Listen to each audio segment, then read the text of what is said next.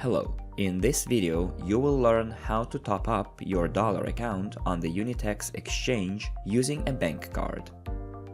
Please note, you can top up your balance on the exchange only after verifying the account. Follow the link in the description of this video to watch the verification tutorial. Enter your account and go to Balances. Click on the button Deposit and select the deposit method. The default deposit method is a bank card.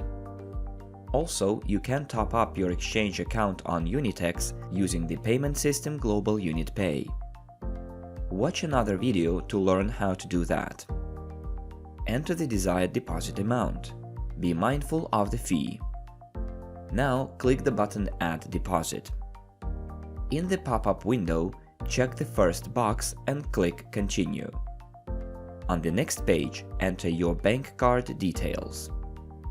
After that, click the button Pay. Your bank will request confirmation of the transaction. Confirm the transaction and go back to the exchange. The money will be credited very shortly.